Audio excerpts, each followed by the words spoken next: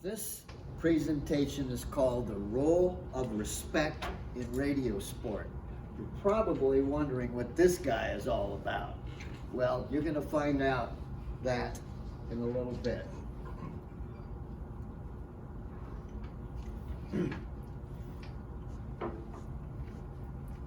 I came up with this title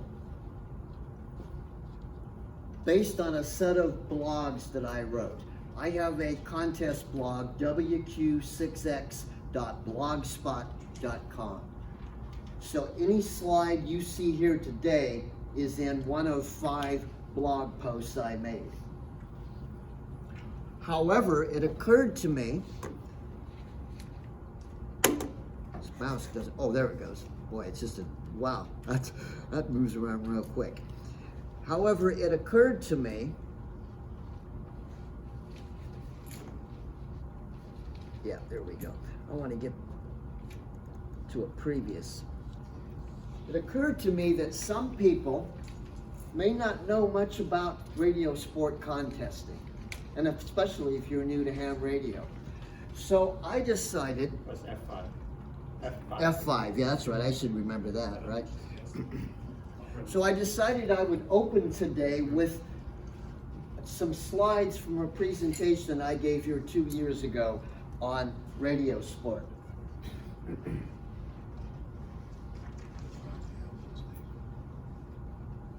What is Radiosport? Amateur radio contests are competitive on-the-air events. Does anybody know what's going on this weekend contest-wise? We have the CQ Worldwide 160-meter contest going on. A British radio teletype contest is happening. Winter Field Day is happening, kind of like Summer Field Day, but in the winter. And you actually get bonus points if you operate outside, and you get penalized if you operate inside. But it's 20 degrees out. Yeah, well, do you want the points or do you want to stay warm? We used to call it contesting. The Europeans call it radio sport. Typical modes, CW, sideband, and RIDI. This PowerPoint was made before FT8 came out. So FT8 is a whole new world. But check this out. If you love FT8, Winter Field Day is discriminating against you. They said no FT8 in Winter Field Day. Don't count. That's too bad. Is there a reason for that? I don't know. You have to ask the contest sponsors. Some contests allow multi-modes.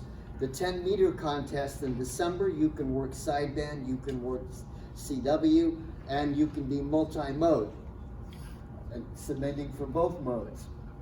There's a contest known as the IARU Championship in July, and every 4 years we have our Olympic-style contest, the WRTC contest. You know, it doesn't matter about me. In contests, people often reserve 1x1 call signs. This is a 1x1 call sign, W6C. These are call signs that I have reserved over the years. One of my favorites is Kilowatt 6 Tango. The Tango has a nice punch to it. Some of my favorite contests, November sweepstakes in November. It's the oldest formal contest. It's been around since like 1934. California QSO Party, where we put the California counties on the map. We just got the results back from that about a week ago. I took first place in Contra Costa County. Field Day I used to run with W6SW, but the last 2 years I've been playing with you guys. So if you remember, I was on a sailboat last year, and I hear rumors we're going to do that again. So I look forward to that. The RIDI Roundup contest just happened in January. I operated RIDI Roundup in 2014 from the island of St. Croix. We were just going there to screw around, and we ended up taking first place worldwide. So who would have guessed? This is George. This is George N6GEO.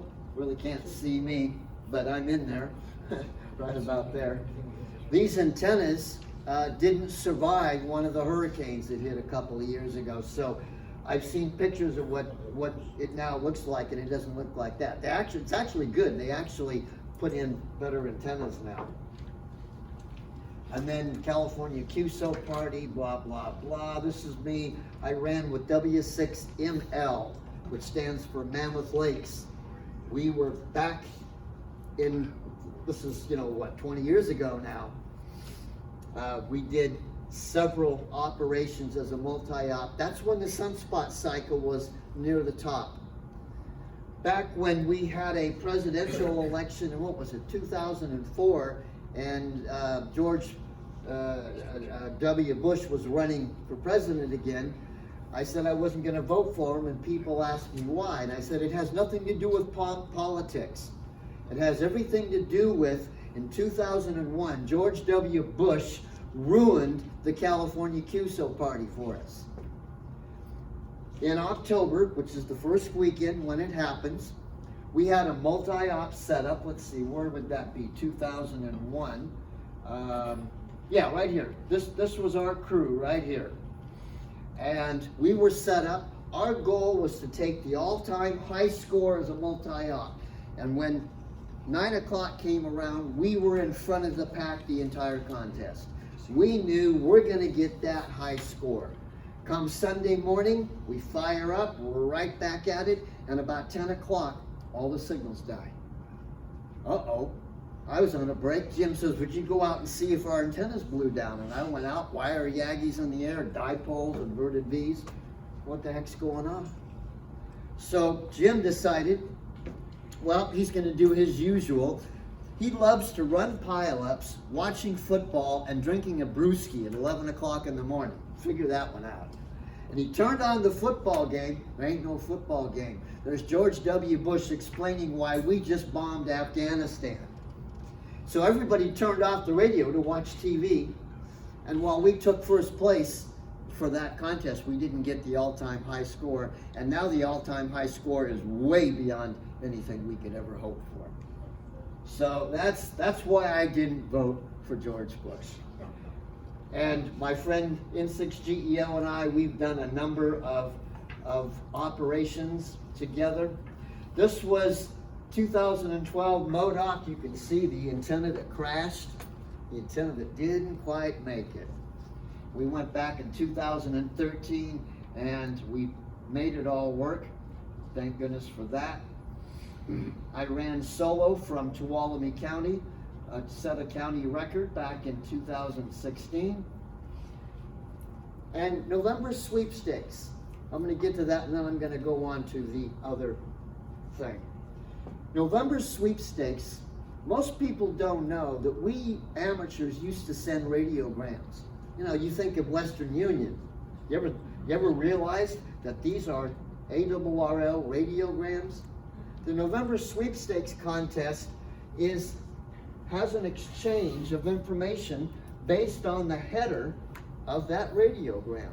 So if you're in November sweepstakes, you're actually learning how to send traffic. And it's still a good idea. It's still a lot of fun. The sweepstakes has one of the more complicated exchanges. Normally, this weekend on the 160 contest, we send 599 California. Anybody can do that. But to send a sweepstakes exchange, it's a little bit more complicated. First ran in 1934. We now have 83 sections. If you can get all 83 sections, you get a clean sweep. In the olden days, they would nail a whisk broom to a plaque and you would get it. Now they give you a mug. Boring. And then, of course, field day. Do you know the field day was first run in 1928? Wow.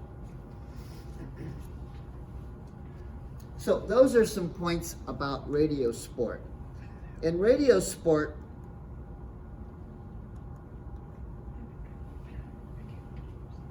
where's the rule of respect? There we go. We'll let this thing come back up for us. In Radiosport, depending on the contest, we get what are called multipliers. In the 160 meter contest this weekend, we get a multiplier for every state and province that we work, meaning you multiply your score by that number, and every new country. So that's what we're trying to do this weekend. In the California QSO party, we get a multiplier if we're in California for every state and province, and outside of California, they get a multiplier for every California county.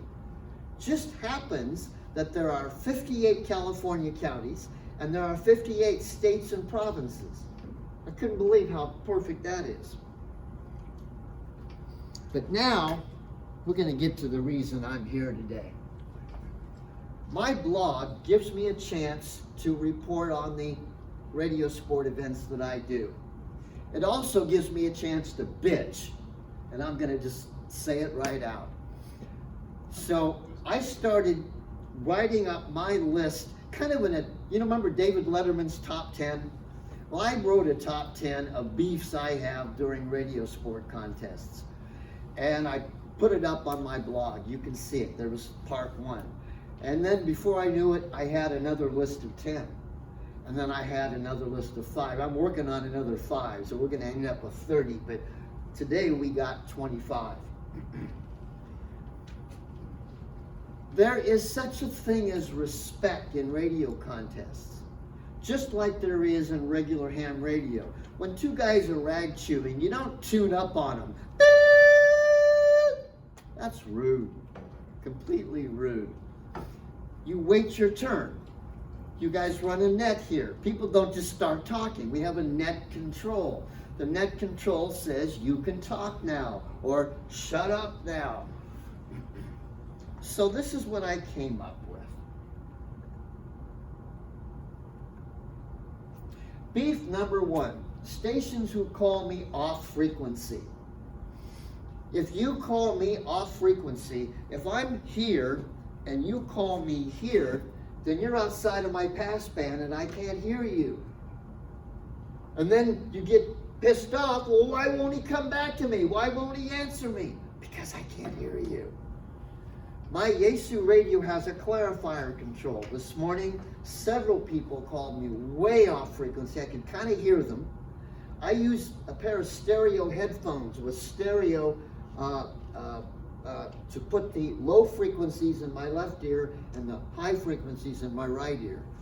It's a trick called stereo CW, which I read about it in a 1975 issue of 73 magazine. So this morning I heard the guy is too low in frequency, and I heard it in my left ear. So as I tuned him in, he moved through my head right into the middle, and I could hear him make the contact and then turn the clarifier off, and I'm right back where I started from. So if you want people to come back to you, you got to be on frequency.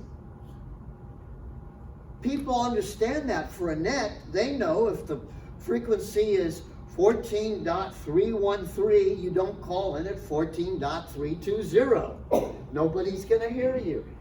So when you're in a radio sport contest, if it's new to you, you need to learn how to just listen and tune signals in. That's the hardest part. I don't even think about it. I've been doing it for so long. But tuning in is the most important part. Second one, stations who bully me.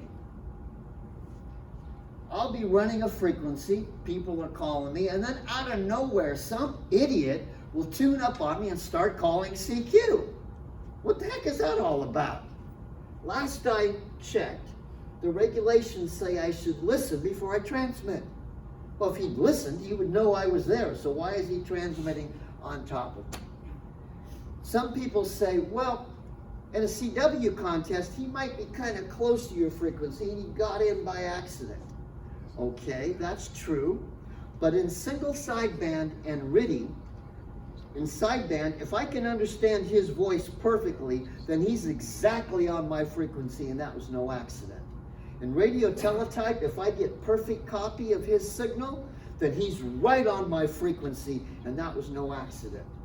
I use oddball frequencies like 14087.87. So you don't pick that frequency by accident. So when I hear people right on top of me calling CQ, no way. And I'm going to find ways to make them move. This is another one. In radio contests, you're only allowed to work a station once in the contest, like some sweepstakes, or once on each band. So today in the 160 contest, there's only one band. So we can only work each station once. Well, this morning, I had people work me 10 minutes later. They call me again. Why? It doesn't count. You're wasting my time. One guy wouldn't go away. So I sent him an exchange like I was putting it in the log, and then wiped it out and didn't log it because it was already in the log. Why would I want to do that? What are people not thinking? Probably what happened is they didn't read the rules. That's first and foremost. I'm a Toastmasters member, and we're having speech contests all this month and next month, and I've been mentoring people on how to win speech contests. And I said, what's the first thing you do in a speech contest? They all gave me a bunch of answers, and I said wrong, and I held up the rules. Read the rules. Same with Radiosport. Before you transmit one bit in any contest, read the rules. Find out what's allowed and find out what's not allowed. If you read the rules, you know you can only work me once. So don't call me again. Now, this is another variation. People get a contact from me. They want the 2 points. And then after they get the 2 points, they call CQ on top of me. That's real brilliant. That's as bad as the guy that just bullied his way in. It's the same thing. Frequencies, we have a shared spectrum. That's true. But the unspoken rule is whoever gets there first gets the frequency. Well, but the band is full. There's no place for them. Too bad. You should have gotten on earlier. I don't mean to be harsh about it. So I have a function key 9, where I can send QRL, QSY. QRL means it's busy. QSY means leave, damn it. It's not a nice way, but an important way to say it. And then I immediately call CQ, so I don't leave anybody any time to think about it the other way. Here's another classic. Guy that works me, he gets the contact. That's my signal right there. He gets the contact, and then he moves down 200 cycles to call CQ. Well, he's still in my passband. And we're right back to the same problem all over again. He may have a real narrow filter, so he can't hear me, and he figures if he can't hear me, that I can't hear him. Wrong. Gotta make some space, folks.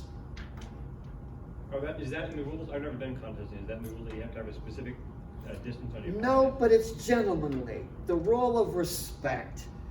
If you have a run frequency and I make a contact, I'm going to go at least a half a kc, maybe even more, away from you, because that's the thing to do. Especially if I'm running 1,300 watts. If a guy's running 5 watts, I'll probably won't hear him, and I don't care. But it's usually the guys with the amplifiers that want to move in and take over. This is a beef. You guys remember the woodpecker from the 80s and 90s? The over-the-horizon radar. A company called AEA actually made a device called a Moscow muffler. I just found one on eBay recently, and I've been playing around with it. And it actually knocks out the pulses from the radar before it comes into the radio. Your noise blanker can often knock out the pulses, but the pulses have already got into the radio and already done the damage to the signal. The Moscow muffler actually suppresses it right at the antenna. And if you can tune it right, it's supposed to work. Well, when the Soviet Union collapsed, the woodpecker went away. But unfortunately, a new woodpecker has come back. A couple of weeks ago, I turned the antenna in Fallbrook to see where it was coming from, and as I pointed it to northwestern Asia, it got real loud. When I pointed the antenna over to Europe, I didn't hear it. So evidence is now the woodpecker is in Eastern Asia. Remember the Chernobyl incident, the meltdown of the power plant. The rumor is that power plant was designed to run that radar. That's a little fact I didn't know until recently. This is an interesting one. I call it a data cranker. It's probably a RIDI station marking time. But I never hear data crankers except in single sideband contests. Other weekends, there'll be a CW contest going on. I'll go up in the sideband part of the band, and there's just people talking. But the minute a sideband contest happens, I hear the all over the place. I'll hear RIDI up in the sideband part of the band during sideband contests. I never hear RIDI in the sideband part of the band during non-sideband contests. What is that all about? I don't get it. That's why it's a beef. Here's a classic beef. Stations that don't tell you who they are. They have a pile up of people coming after them, so they figure, I don't need to identify. Technically, in most contests, you are required to send your call sign every contact you make. People say, well, it takes too long to send my call sign at the end. Yeah, in the end, you end up saying TU, thank you, QRZ. Let's see, that's 6 characters. My call sign is 4 characters, WQ6X. So it's actually quicker to send my call sign at the end of every contact. But people don't get that. So then people start asking QRZ, who are you? Who are you? Well, now that's wasting everybody's time.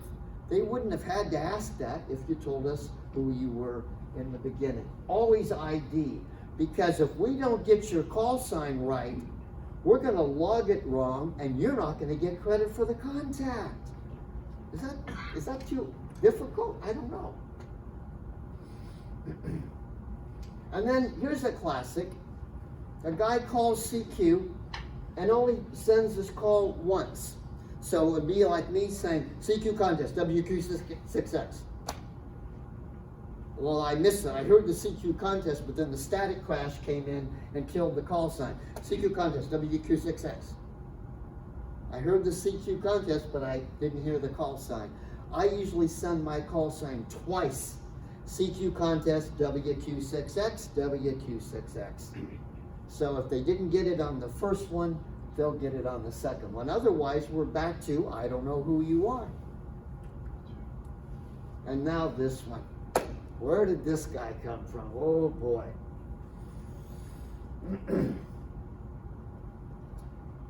Several years ago, I was running a CW contest, and out of nowhere, and I even said it here, it was about 10:47 Zulu, that's about 3 in the morning, almost 4 in the morning, calling CQ, and out of nowhere, this loud noise came out. And then in audio CW, not sending it on off, but it's called modulated CW, he started calling CQWPX and his call sign YC9WSQ. This guy wouldn't leave it alone. I'd move frequency. This guy would follow me. Well, what the heck is going on here? So I went and looked up his call sign, YC9WSQ, and that's his picture on QRZ.com. What? So this guy is the ham. I haven't figured that one out yet. Is the ham the guy with the, what is that, a fishing bag? Or is it this guy? About 2 weeks ago, I went and looked this call sign up, and it's no longer on QRZ.com, so you can't look this up anymore. I still don't understand this, but this is, in the middle of the night, weird things happen. You had enough? No. Here's another beef. People in radio contests that like to run CW at 35 words a minute. I hate it when the Europeans do it and they have those weird short calls, and you have to let them repeat it 20 times just to figure out what their call is. And then they wonder why nobody will work them. Well, nobody knows who they are. With one guy, I had to say QRS, which means slow down, slow down. And I kept sending it and I kept sending it. And then he slowed down to 30 words a minute. That's still too fast. Are you trying to impress somebody or are you trying to make contacts? When I run a contest, I run around 24 words a minute. If somebody calls in way slower, you know what I do? I slow down. He's just maybe a beginning operator. We got to accommodate people. Because if I don't slow down, he's not going to get it and I'm not going to get a contact. I want that 2 points. So slow it down. This is a automatic code sending machine from the 50s. Here's a beef. This one, man, this one gets me. Guy's running a frequency. I call in. He says, WQ6X, what? So I send my call again. And then he goes and works somebody else, KB1XYZ. When I'm running a frequency and I say WQ6X question mark, if you don't have a WQ and a 6 in your call sign, don't call me. Because you may be louder than the guy that I'm trying to hear. So, whoever KB1XYZ is, he shouldn't have called in, and this guy shouldn't have worked him, because he asked for me first. When I ask for you first, I'm going to honor that until either you fade out and I can't hear you, or you do something really dumb and then I say, no, I'm not going to work you. Choppy English. There's a good one. English is a primary language on the radio, just like air traffic control. And we have DX contests on sideband all over the world. And I'm not criticizing foreigners because they can speak English better than we can speak their language. But the one thing you've got to be really careful on is your call sign. Speak it slowly, speak it succinctly, because if we don't understand your call sign, we're back to the same problem of not being able to work you or putting you in the log incorrectly. So I tell people, practice. I tell my club members and Toastmasters, practice your speech, practice, work on the enunciation. And if you're not sure, make a WAV file or an MP3 file. And then you can, on function key 4 in the contest software, I can play a WAV file. I press F4, WQ6X. Or I press F4, Whiskey Quebec 6 X-ray. Put some punch into it. If we don't understand your call sign, it does us no good. I know this sounds like a stupid question, but I don't do CWs. Do you ever have any problem with people doing CW from a foreign language? No, because we use the Q codes. Okay, so yeah, they don't type it differently. I've never done this. Yeah, so we're using the Q codes, QRS, QRM, QRN. Yeah, so actually it's not much of a problem.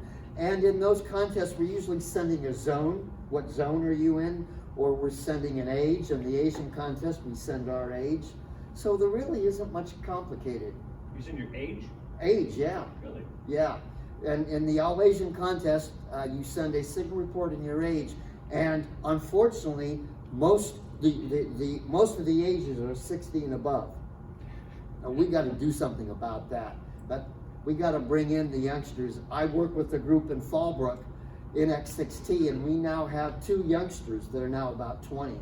And they're already taking contest awards and plaques. So we got to get more of those people interested. And we need more women on the air, because your voices, man, your voices bring people in.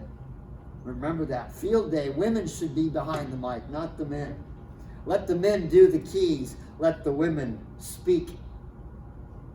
But here's one that gets to me.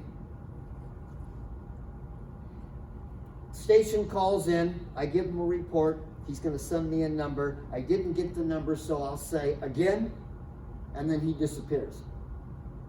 Why? I'll say again, he disappears.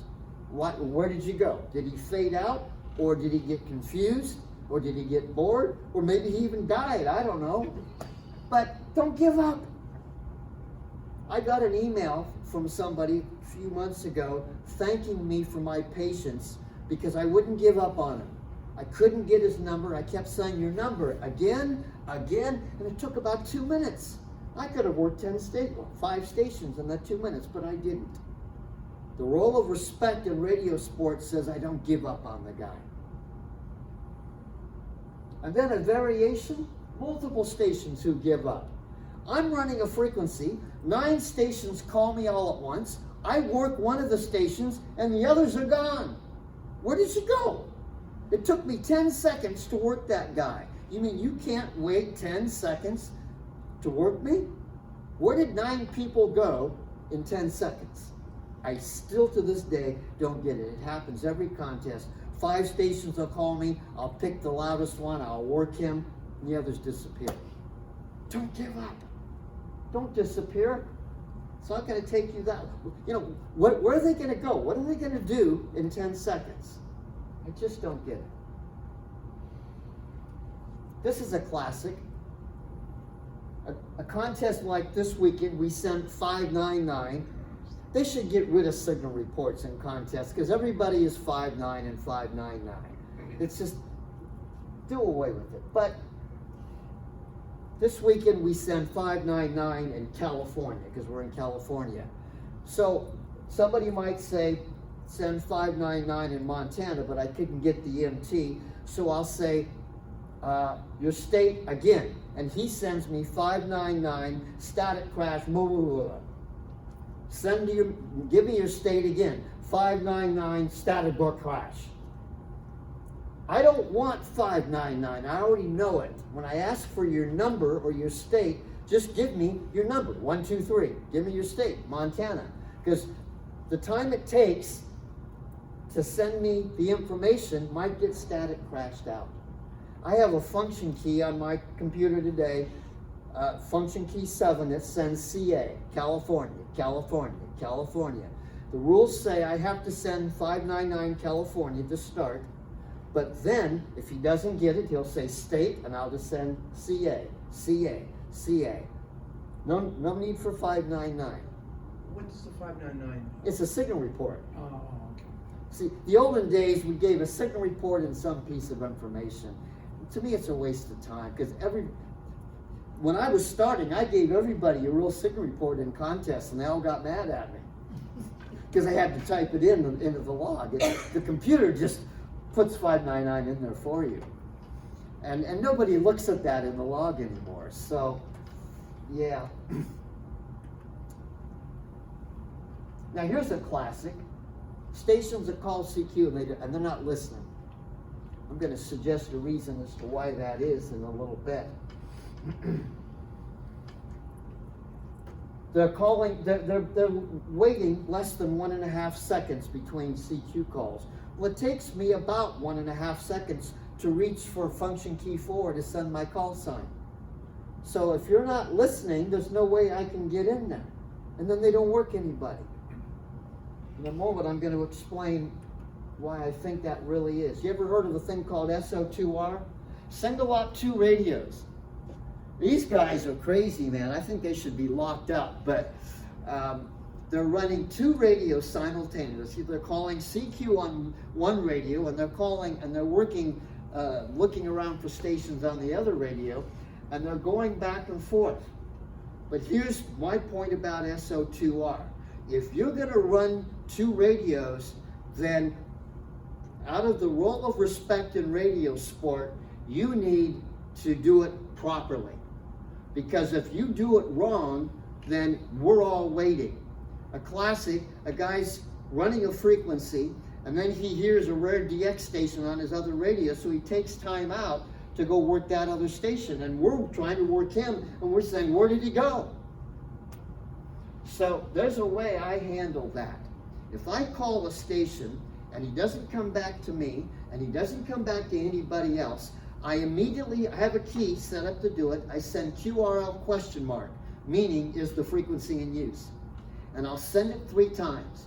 And if I don't get a response back because he's busy doing something else, I immediately press the CQ key, and that frequency is mine. He's not using it, I am. Now, if he wakes up and then comes back and starts calling CQ, he didn't listen before he transmitted. So now I'm going to send QRL QSY. Frequency's busy, leave. But my radio had a power failure, and that's why I couldn't come back to people. Too bad. This is a shared frequency resource. Here's a classic. Another SO2R guy. He's working in the 10-meter contest. You can work sideband and CW, both. He's working people on CW, and when he makes a contact, he says, can you do single sideband? Let's go up and do a voice contact. Now, those of us on the CW frequency have to wait while this idiot goes and talks to a guy on voice.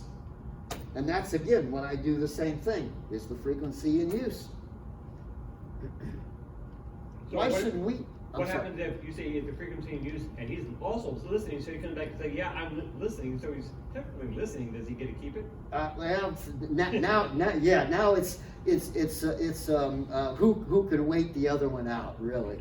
Yeah, it's sometimes I will leave just because it's too much of a pain. I don't want to create a fight, basically. And then this is the classic. SO2R, not listening. It's a variation of not listening. So here's the real reason when a guy's calling CQ and he's not listening and the CQ is just repeating itself. He's trying to hold the frequency while he's off on another frequency doing something else. In my opinion, that's a violation of contest ethics, and I've been reporting stations that do that. I've petitioned some of the contest committees to give SO2R their own category. We have assisted categories, you can use the internet. Non-assisted categories, you can't use the internet. I want to see SO2R get their own category because they're winning all the contests now. They have 2 radios. I think that's an unfair advantage against us that have 1 radio. Maybe one day I will succeed on that.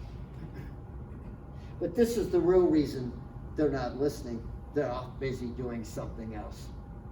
And again, is the frequency busy? Here's a classic. Some contests are DX contests only.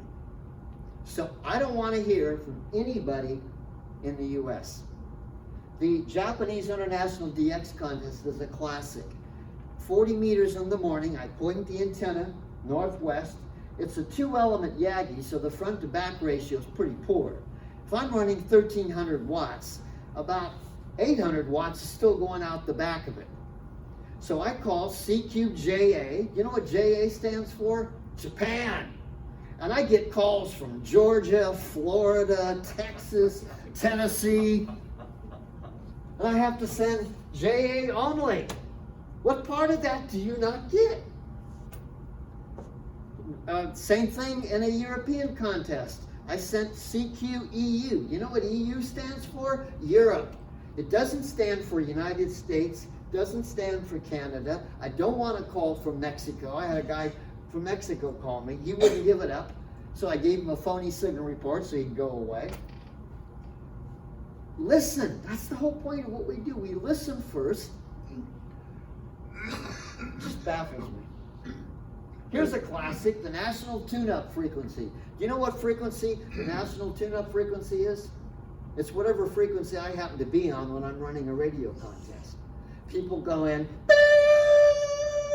they start tuning up on me. A lot of Asian stations and Japanese stations do that, but you know what? At least they give me a contact afterwards. So, okay, I can put the notch filter in and notch their carrier out. That's what the digital notch filters are for. And then, okay, and then work me. But tuning up, that's what dummy loads are for. And turn your power down when you tune up. You don't need to tune up at 100 watts. Your radio can be tuned at 5 watts, and then you turn the power up. Oh, this guy. Oh boy.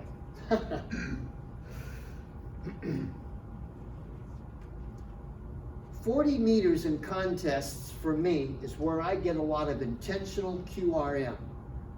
QRM interference, intentional interference. There are people who are up in the middle of the night, they're bored to all get out, they don't have anything to do, so they want to go mess with people. Some of you may know that when I operate remote from NX6T and Fallbrook, I'm the night shift guy. I often joke the only reason they let me play is because I'm willing to do the 2 a.m. to 6 a.m. shift. And also the dinner hour so they can go out and get something to eat. When I'm down in Fallbrook, they go out in the dinner hour and then they bring me meatballs back. So that's cool. Well, 2 a.m. is when the intentional interference often happens. A couple of years ago, Dennis N6KI rousted me at 1:45. Got to get the coffee going. He said, by the way, I got a heckler on the frequency and he's probably going to heckle you too. So I took over, and as I started calling for the contest, I heard a recording being played over and over again. F you! F you! Now I'm abbreviating the word. It was the full word. So I jumped frequency, go somewhere else. He'd follow me. I'd jump frequency, he'd follow me. So I loaded up VFO A and B with 2 frequencies. I would call CQ, and then he would come on top of me with the FU. Then I'd immediately switch to the other VFO. It'd take him 2 or 3 minutes to figure out that I changed frequency. So I got 3 minutes worth of silence. Then he finds me, then I jump back to the original. These guys, this is what they do. If you've ever listened to the 3840, I call it the garbage dump frequency at night. Turns out the FU is one of the guys on 3840. He plays that on 3840 all the time. So I know it's one of them. I'm not sure who's doing it, but give me a break. And then eventually about 4 in the morning, the guy, as I put it, put on his jammies and mommy and daddy sent him off to bed. Is there nothing that can be done about that, like through the FCC? Boy, I'm open to ideas, man. I really am. We had one on CW a few months ago. After every CQ call, he would send the letter K. Why do you do that? I call CQ. Again, I move, he moves with me. People just get bored. They just want to, what? If you could take that energy, you could probably win a ham radio contest. Getting near the end here. Here's a classic. On 40 meters, we have a shared band. A lot of countries, at least until recently, were not allowed to come above 7.100 on sideband because 40 meters is still a broadcast band. Broadcast stations used to have 7,100 to 7,300. Now they've been kicked out. Now they have 7,200 to 7,300. And so the frequency 50 to 7,100 in Asia is still a lot of sideband operation. That's okay. The IARU says it's okay. But it is not okay to be doing sideband below 7.025. There are a lot of unlicensed stations, some I think in Indonesia, some in South America. They don't use call signs, they all speak Spanish, and they're down in 7.025 every single weekend. So we have to put up with it. To my knowledge, there's nothing we can do with it. Do you know what they're saying? What's that? Do you know what they're talking about? If I could, my Spanish is so poor, I can't tell. There's a bunch of them on 80 meters at night, 38, 12 or something. I hear Spanish-speaking stations all the time, and I don't hear any call signs. We're supposed to ID every 10 minutes. I'm just wondering if they're back chewing or are they coordinating drug submarines? Yeah, that's what we don't know. There's actually a Russian military station that sends CW in the 80-meter sideband area, and if the propagation is good, you can hear that. Why are they using our sideband band for their military tactics? I just don't get it. This is a classic, kind of a variation. People that call CQ without listening first to see if the frequency's even open. Bottom line about all of this is listen before you transmit. Is that so hard, or am I missing something? So, a lot of people say, well, I didn't know because you didn't read the rules. So, these are the three people we don't want in radio contests. Bottom line. You've got to see, meaning you've got to look and pay attention to what you're doing. You got to listen very carefully, and you got to speak fluently, speak carefully. Practice makes perfect. It's really that simple. And that is my beefs about Radiosport. You can find all these slides on my blog, WQ6X.blogspot.com. I wrote these blogs, I think it was in 2018. On the side is the years, each year, and it was in, I believe, June of 2018 when I started writing these blogs. I also, I'm sorry, yes? No, can you repeat? Yeah, WQ6X, my call sign, .blogspot, BLOGSPOT.com. I wrote a variation on that. It's called Reasons Why You Shouldn't Call Me. And it's a variation on these. If I'm asking for Japan, you shouldn't call me. If I'm asking for WQ6 station, you shouldn't call me. If I'm asking for mobile stations only and you're not a mobile station, you shouldn't call me.